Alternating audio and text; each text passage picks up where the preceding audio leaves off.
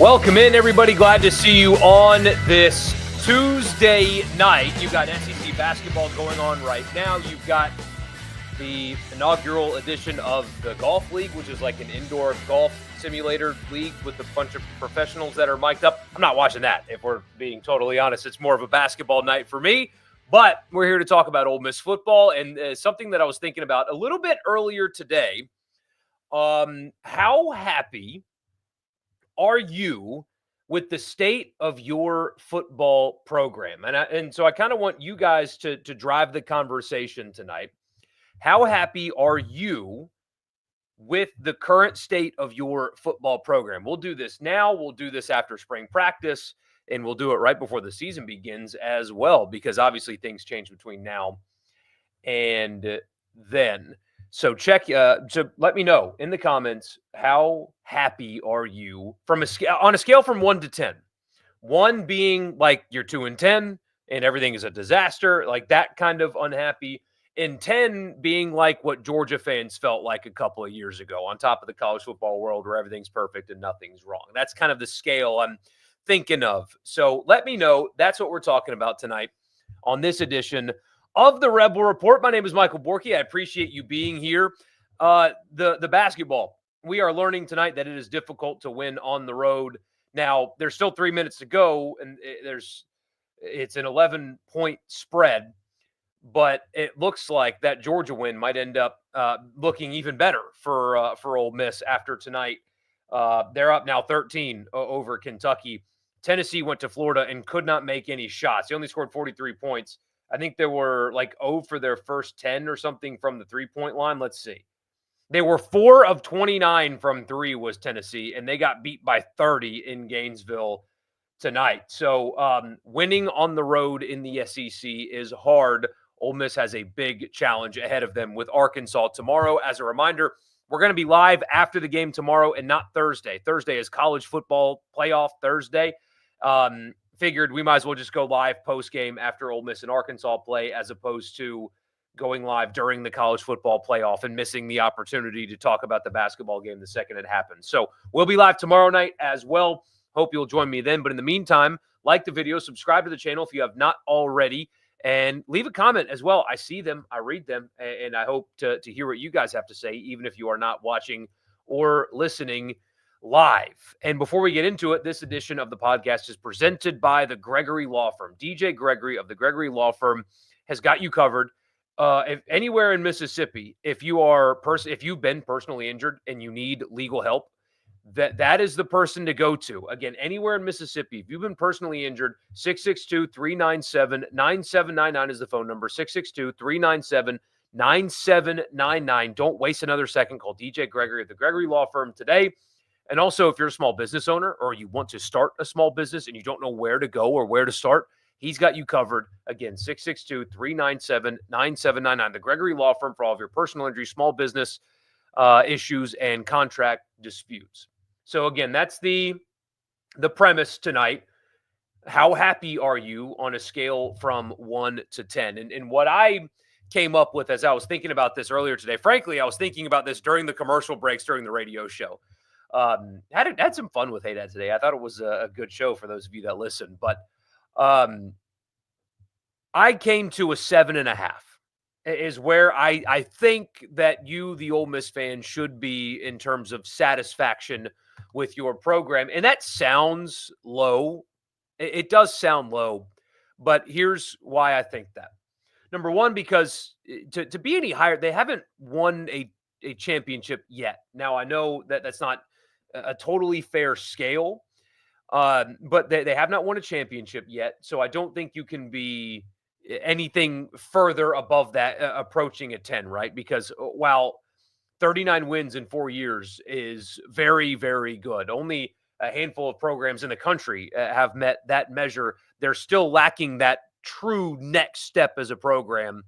And so that's kind of why I have them at 7.5. The results on the field are undeniable.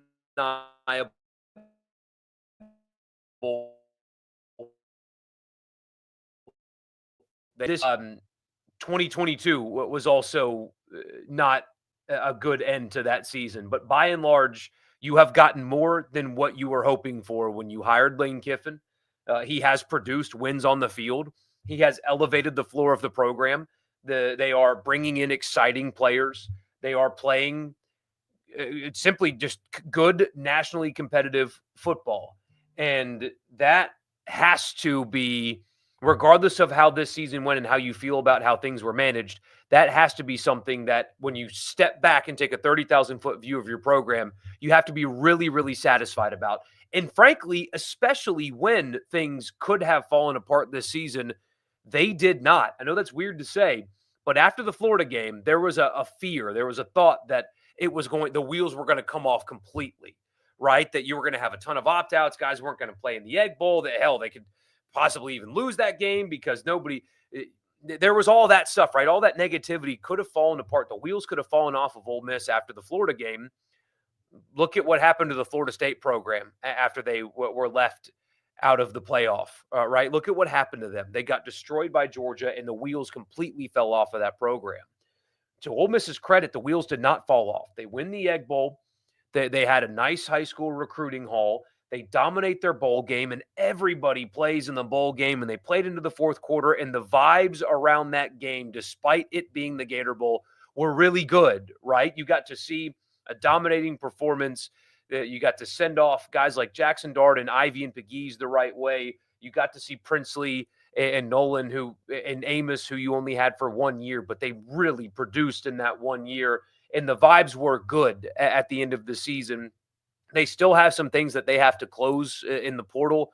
They've had some visitors this week, and if they close on them, there's an opportunity for this portal class to go from 3 to challenge for 2 or 1, depending on how they're able to close. So they're portaling well. The vibes were good at the end of the season, despite the disappointment. You can't turn yourself away from that. The floor has been elevated for the program.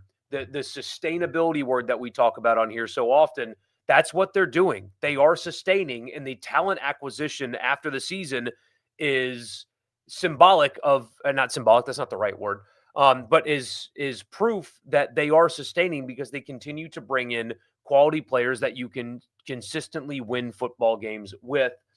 You've got this exciting young quarterback. You do return some nice pieces, both on offense and on defense. Things are good.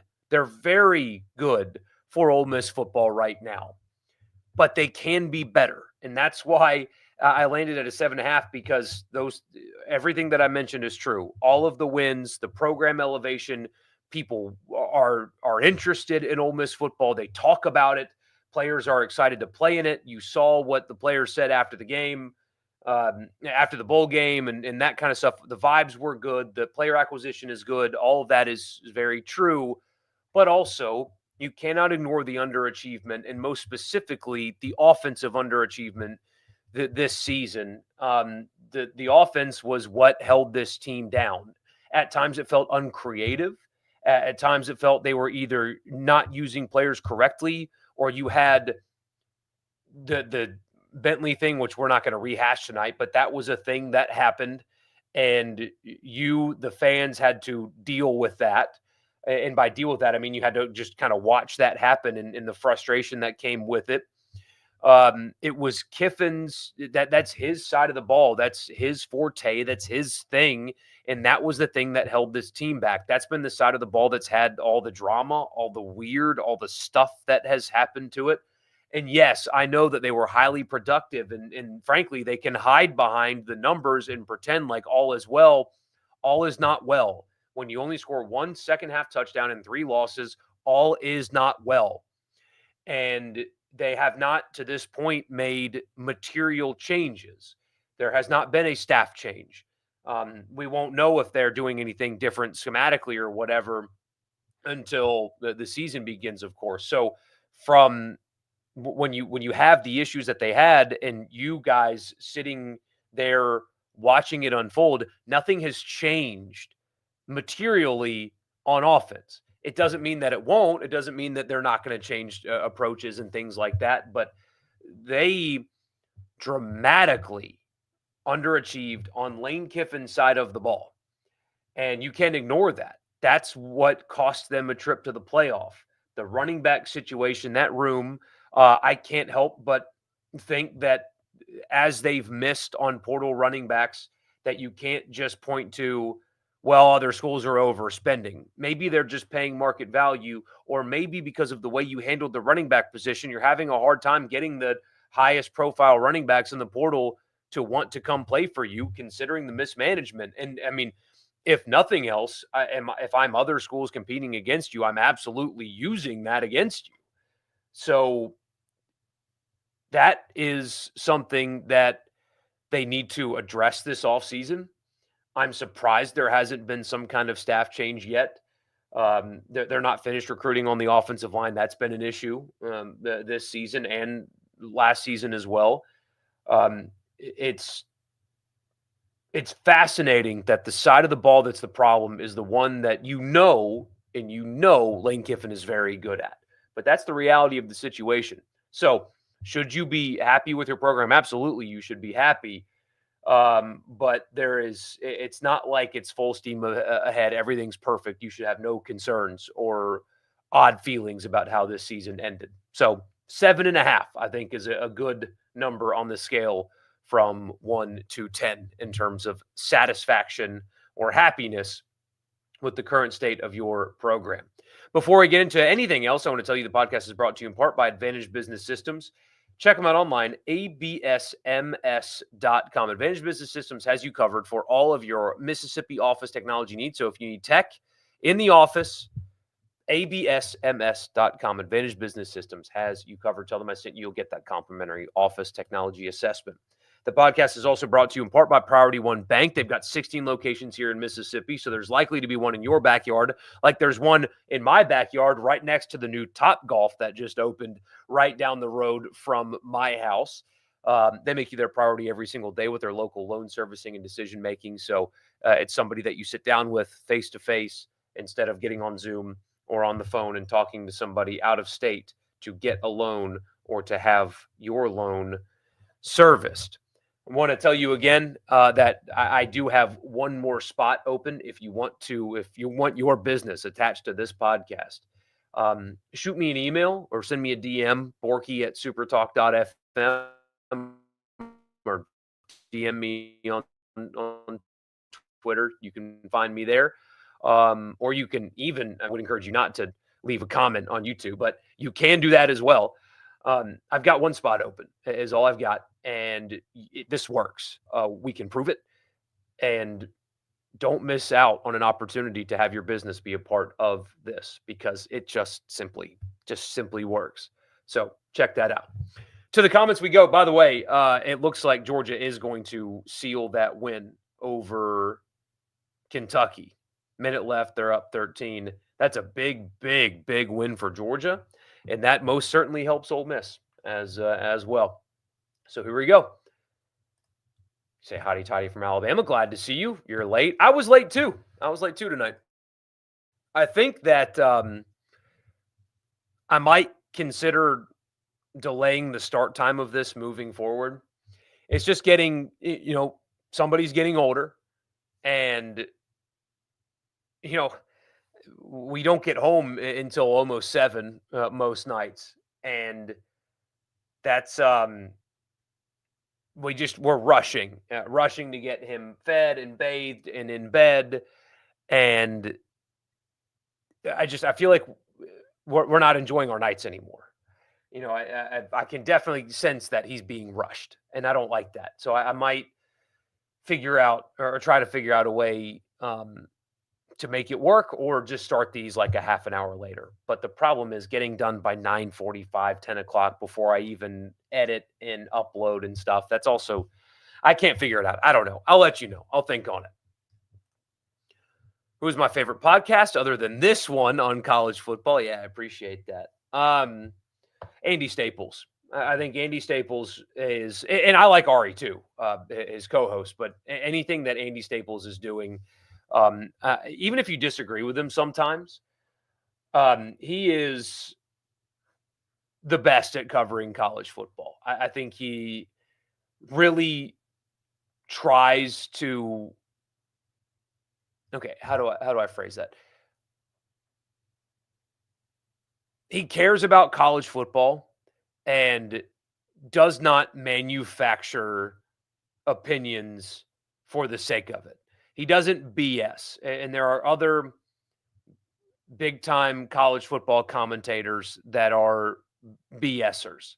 Like they just kind of say stuff because that might get their video, more views. And I understand that that's the content business, right? I get it, but Staples is more thoughtful and really cares about college football and really knows what he's talking about. I really enjoy listening to him and Ari both. I like Ari.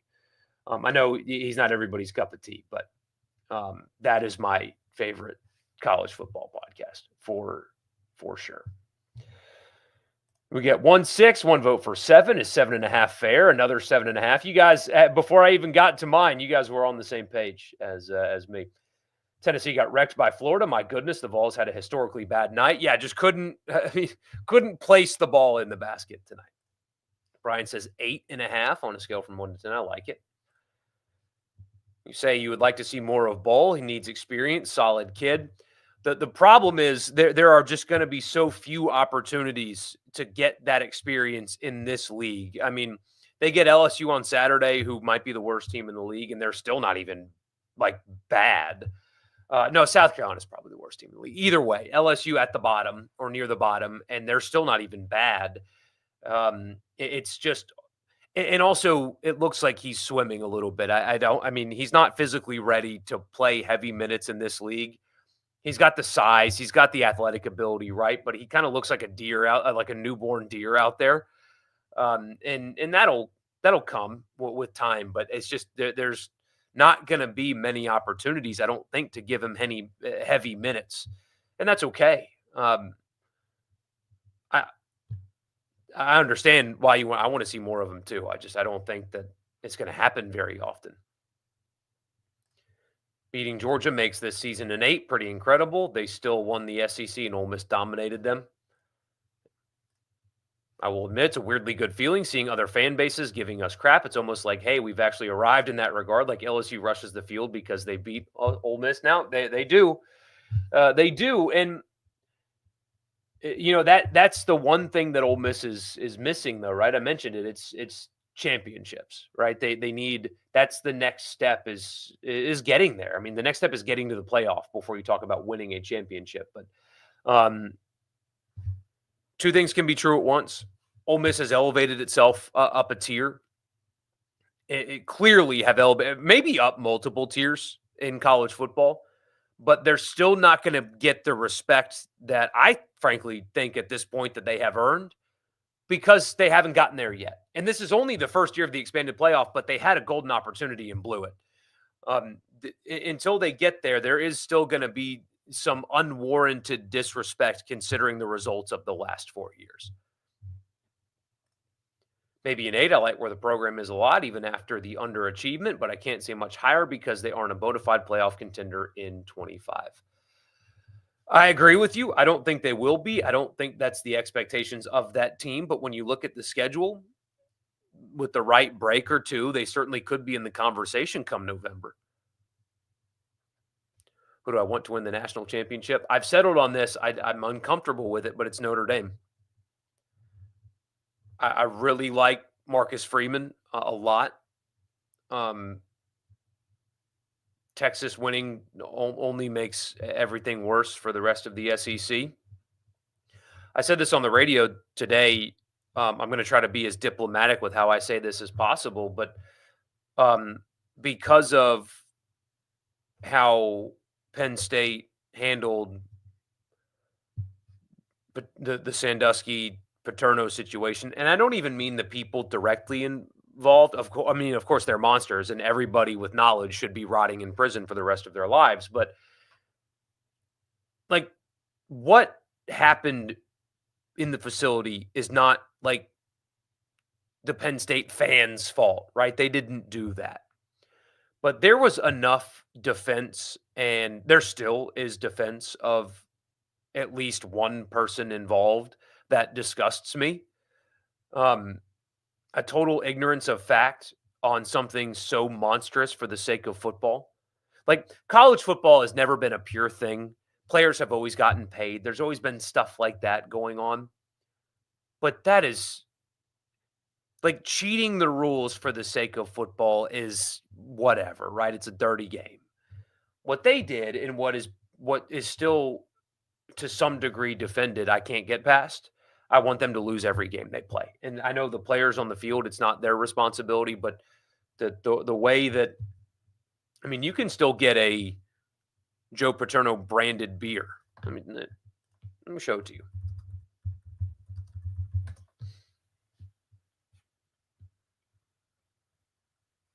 The Paterno Legacy beer.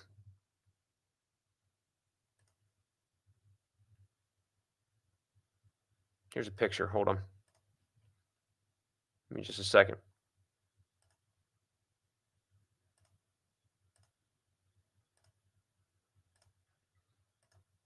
There you go. Look at this. 409 wins, 24 bowl victories, blah, blah, blah, blah, blah. Yeah.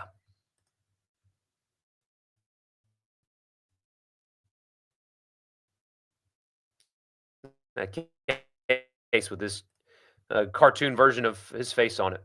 Yeah. They can lose every game they play for all I care. So I think Ohio State wins, but I want it to be Notre Dame. Also, culture and coaching, you'd say a 9.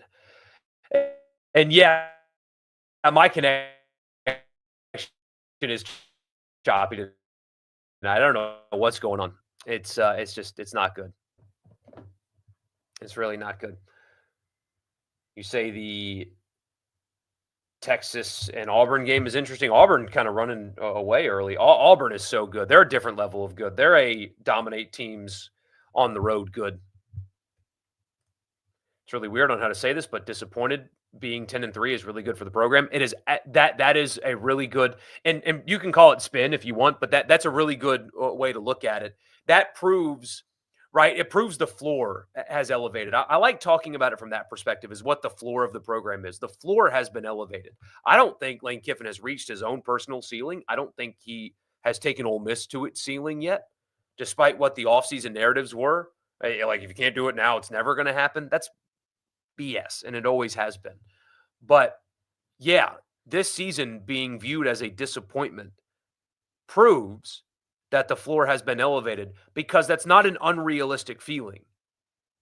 That's not like what Auburn's dealing with their program right now. Like those people are out of their minds and have been, right? This is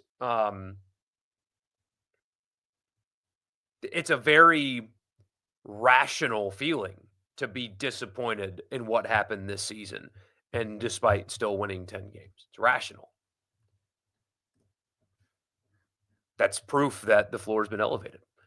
Random question from the old Ole Miss rivals, Tulane, Memphis, and Southern Miss. If you had to keep one on the schedule permanently, who would you pick? Tulane, easy answer because you get an every other year trip to uptown New Orleans and you recruit in that area. It's a fun trip. It's an easy trip to your fans. Clearly, Ole Miss fans are there's a lot of Ole Miss fans in the area anyway, but I was down there for the Saints game last year, and Ole Miss fans were everywhere. I mean, it's just an easy, fun trip.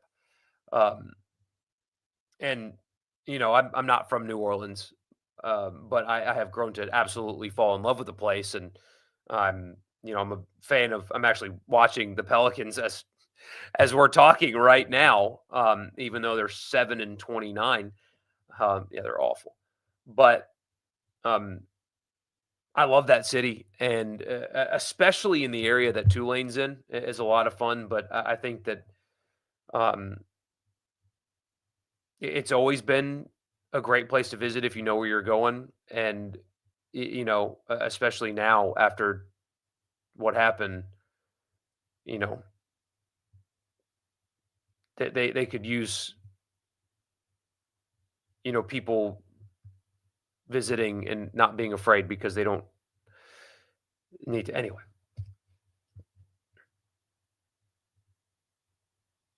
The fact that Haydad's so distraught over Ole Miss football means we're doing something right. I think he's more distraught over the 2-10, but I hear you. Offensively, got a whole other question. Very shaky on that. Around a 5. Defensively, you're at about a 9 just because of the lost productivity, but they are so well coached and put together. Yeah, and the portal has not provided the high end talent, especially on the line of scrimmage, that last year did. But I like what they've added so far. And what they've had visitor wise, if they're able to lock a couple of those guys down, you should really like what they have in the secondary. I love at least two of the pieces that they have returning on the defensive line. Obviously, Centarian Perkins is a huge retention, but I think Xavier Harris is going to be a monster.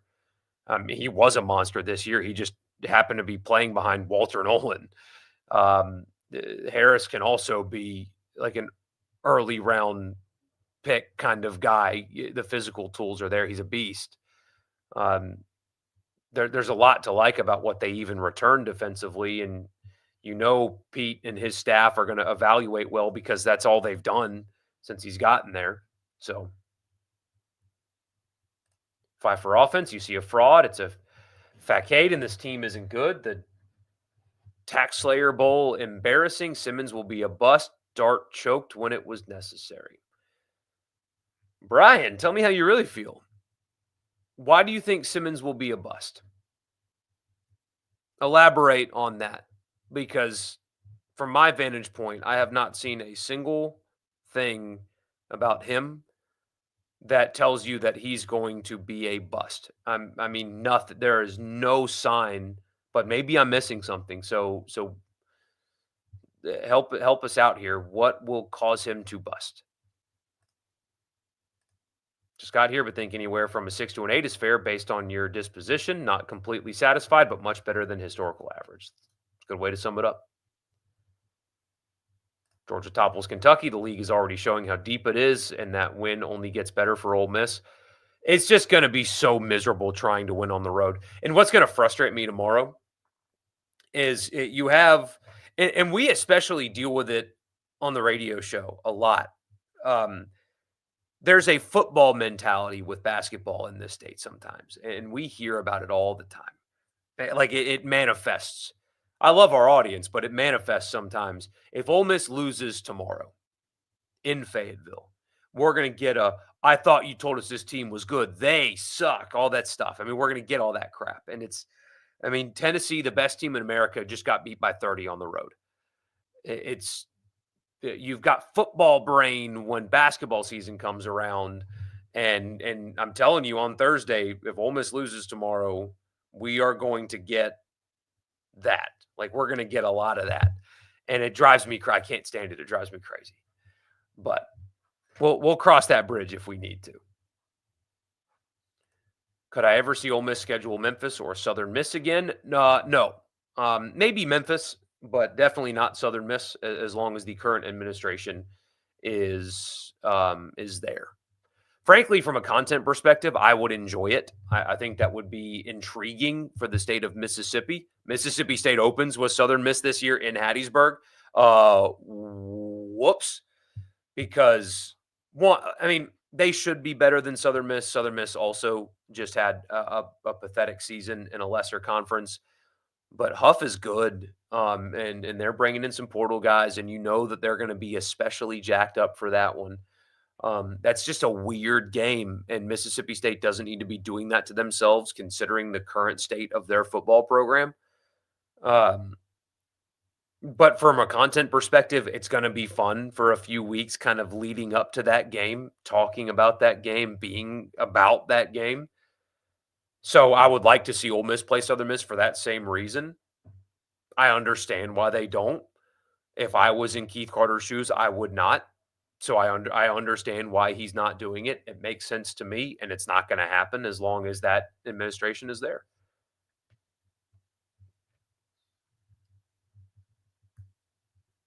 Ole Miss can be great in basketball. Just need more of a big guy and rebound better. Don't really have a true center that's playable at the moment. But how hilarious would it be if Judkins gets in the portal again? No, he's going to the NFL. He's going to the NFL. I say that as if like I have inside information. I don't, but and Henderson's leaving Ohio State, so him leaving Ohio State would also not necessarily be a great idea. But no, he's going to the NFL. Out of all the podcasts live, you only look forward to this one. Appreciate that, man. Thank you. 39 wins in the last 4 seasons, 7.5 or 7.5. Every team not named Alabama and Georgia would take that. Um, I know that. I understand. I do, but um, there is still, and it depends on your scale and the way you put it. Um, I think that the way this season went, while it didn't fall apart, is concerning because they had the roster to do it. And I know they had issues on the offensive line and things like that, but they had opportunities. They had 3 opportunities and they blew them to just get one more win to send them to the playoff. And it was the offense that let them down.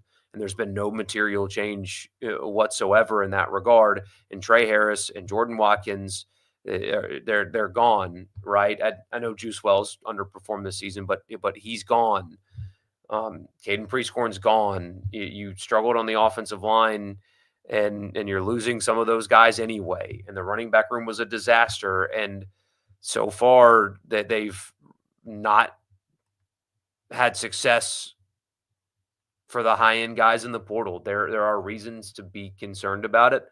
39 wins in 4 seasons is outstanding. The floor has been elevated, but I think that considering the investment that Ole Miss is putting in the program, you shouldn't dismiss or you shouldn't lessen your expectations. They should elevate with the improvement. You shouldn't have a 2021 thinking about your program in 2025. Things have changed. I think the expectations need to change with it. You find the Penn State Ole Miss comparison disrespectful. Penn State has significantly more advantages in the Big Ten than Ole Miss does in the SEC. Penn State is also still the exact same program. They just got a playoff cakewalk. Absolutely. They got the draw. They're in the position that they're in because of their draw and really not anything else. If they got Georgia's draw, they wouldn't be here. But they got to play the 2 worst teams in the field. They got to play the 2 teams that, if you're being honest with yourself, didn't belong in the field. And Boise State got to be the number 3 overall seed. But if you're truly being honest with yourself, you can talk yourself into Indiana making it, and you can rationalize Indiana making it. You can certainly rationalize Arizona State making it. SMU and Boise State were the 2 weakest teams in that field. They were. And they got beat badly by a team that got smoked at home by Ohio State, for example, that Oregon beat in the Big Ten championship. The Penn State's only there because of path, and I hope that they get beat soundly by Notre Dame. Serious question. Why do so many channels like ESPN and Fox give the NBA 4 more media exposure to every one college football? That's something that I complain about all the time. I don't understand it. From ESPN's perspective, it's they air the product and they've significantly overpaid for what the ratings give them. It doesn't make sense to me. College football is the number 2 sport in America, only behind the NFL, and the numbers bear that out. I think part of it is the people that work at these places live in their little bubbles where they are in New York and Los Angeles, and they're on Twitter and Instagram. In New York and Los Angeles and on Twitter and Instagram, the NBA is extremely popular. But in the real world with everybody else, the NBA's popularity is, and I love it. Like I'm literally watching a team play right now as I'm talking to you guys, and they're awful. So I love the NBA, but it is not anywhere close to as popular as they treat it. And I can't figure out why. But I think that's what I think it's mostly centered around the little bubbles that they live in.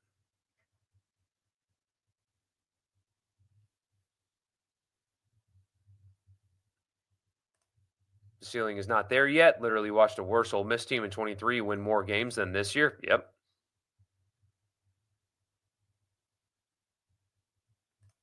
I think Ole Miss is currently a program like Oregon. It's Oregon with less Nike money, a lot less. But I see your point, though. They've kind of become They're the fun, interesting program that hasn't gotten there yet, but they're compelling, right? They're playing meaningful games. They're getting good players. They have a coach that people, for one reason or another, care about. I can see that comparison. We Pels fans have had a tough year with the Saints. Good. Oh, God. No kidding. No kidding. What is it? 12 wins combined? It's January 7th, and the two teams combined for 12 wins so far. Yeah, been brutal. How good do I think this Ole Miss team actually was when the season was over? Like, where would I have power ranked them in the 12-team playoff field? 6. I think 6. But no, let's see. Oregon, Ohio State, Notre Dame. I guess Texas. I know Georgia won the SEC, but I saw what Ole Miss did to Georgia. Ole Miss's issue, this team's issue, was not their ceiling. Their ceiling, they had a championship ceiling, even with the offensive. That's what people that say, well, no, they never would have won anything because of the offensive line issues. Everybody's got them. Georgia couldn't run the football. Notre Dame offensively, what are they?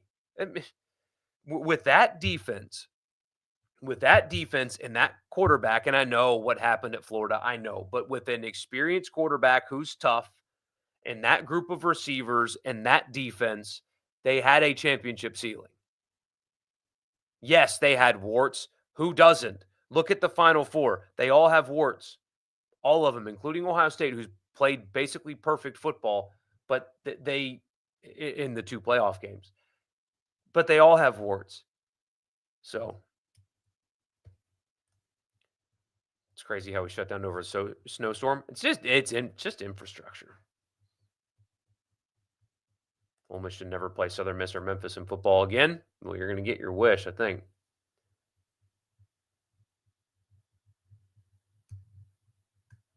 If Ole Miss was in the playoffs, I think they would not make it very far. It would depend on draw. I mean, if they were like Tennessee and drew Ohio State in the first round, that would not have been a particularly good matchup for them. But if they would have gotten Penn State's draw, they'd be in the Final Four right now.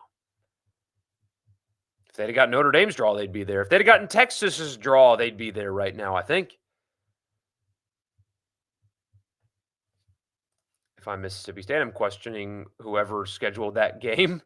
Levy cannot lose that and keep his job, nor can the program maintain any momentum or seriousness. And then look who they get in week 2. Oh, yeah, it's college football playoff participant Arizona State. Brutal. Juice Wells not staying stings. Yeah. I wish that video would have lasted longer, but,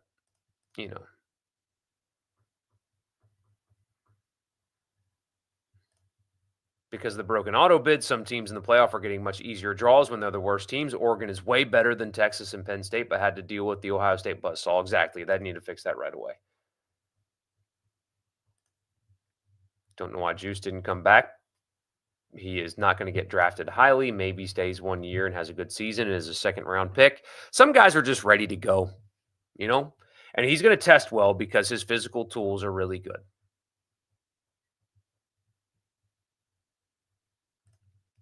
Floor next year is 6-6. High is 11-1.